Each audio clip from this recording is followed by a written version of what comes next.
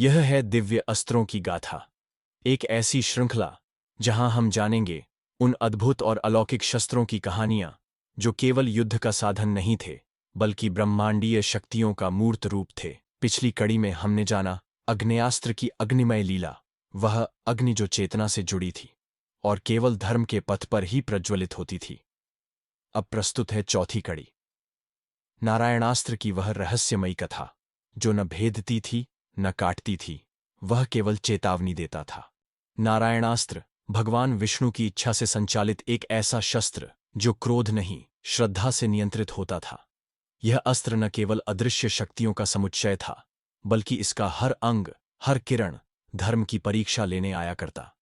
जब इसे चलाया जाता तो आकाश काले बादलों से भर जाता, दिशाएं कांप उठतीं और समस्त भूमि एक गूंज से थर्रा जाती, जैसे स्वयं नारायण का स्वर प्रतिध्वनित हो रहा हो।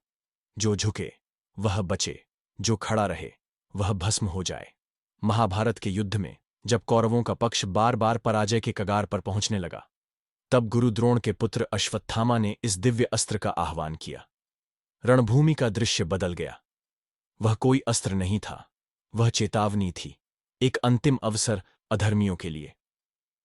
हजारों प्रकाश पुंजों में बदलकर यह अस्त्र आकाश से बरसने लगा, जैसे दिव्य बिजली की धाराएं, जो केवल उन्हीं को भस्म करतीं जो अहंकार और विरोध में खड़े रहते। किंतु इसके आगे एक रहस्य था। यह अस्त्र केवल समर्पण से शांत होता था। जो योद्धा अपने शस्त्र नीचे कर देता, जो भूमि पर झुककर नारायण को प्रणाम करता, उसे यह अस्त्र छू तक नहीं पाता था। पांडवों की सेना में जब श्रीकृष्ण ने यह रहस्य बताया, तब सभी ने अपने आयुध छोड़ दिए और नारायणास्त्र शांत हो गया। पर जो यह बात नहीं समझ सके, वे राख में बदल गए, केवल एक दृष्टि मात्र से। नारायणास्त्र की यह कथा हमें सिखाती है कि शक्ति का सबसे बड़ा संयम है विनम्रता। जो अहंकार को त्याग कर श्रद्धा से झुकता है, वही वास्तव में बचता है, क्योंकि ईश्वर की शक्ति में केवल भक्ति ही ढाल बन सकती है। यह कथा यहीं समाप्त नहीं होती, क्योंकि अगली कड़ी में हम जानेंगे वह दिव्य अस्त्र जो केवल भगवान विष्णु के सामर्थ्य से प्रकट हुआ और जो शत्रु को न केवल नष्ट करता था बल्कि धर्म की रक्षा में सहायक था।